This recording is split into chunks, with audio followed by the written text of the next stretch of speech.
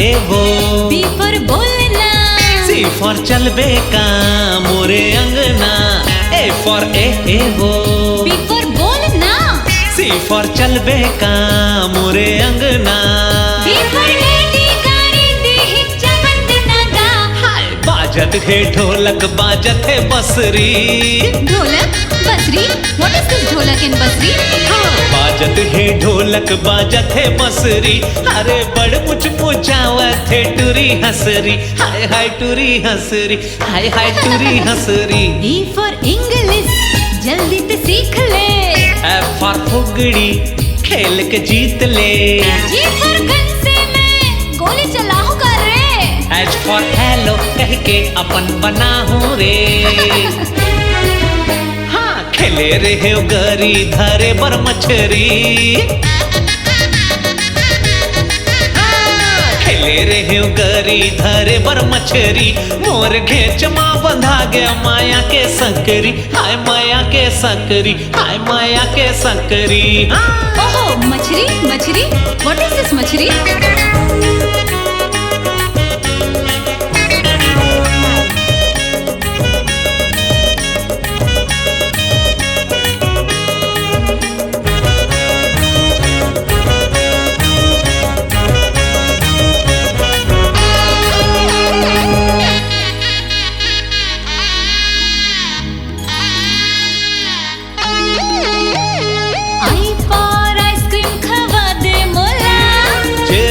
जलेबी का खाना है तोला।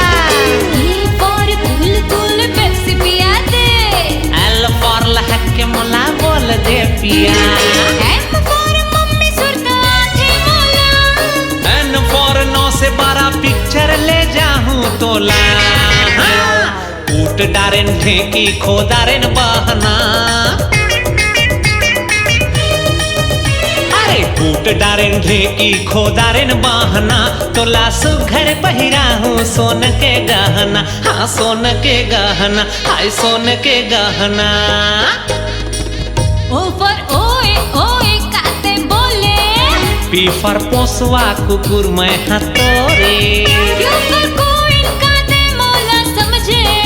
और फॉर राजा रानी तैहा बनबे। चल हट। हाय हरियर है भाजी गोलिंदा भाटा।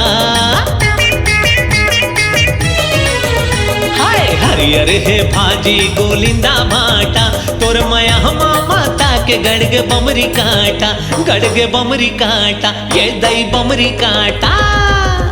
व्हाट भाटा, व्हाट काटा, डू यू वांट चाटा?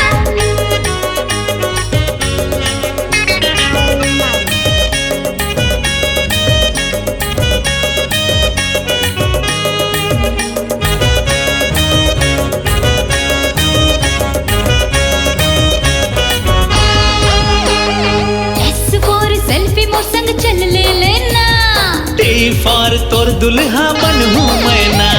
यू फॉर योर सपना पूरा हो ही ना।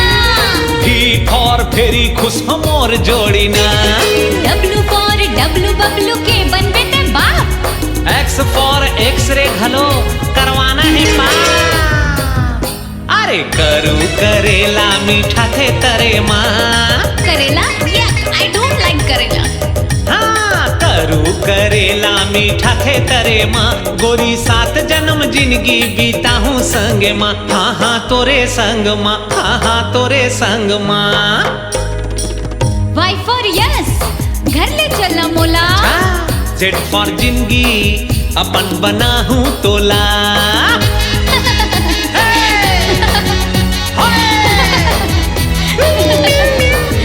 ए फॉर एओ। बी फॉर बोलना।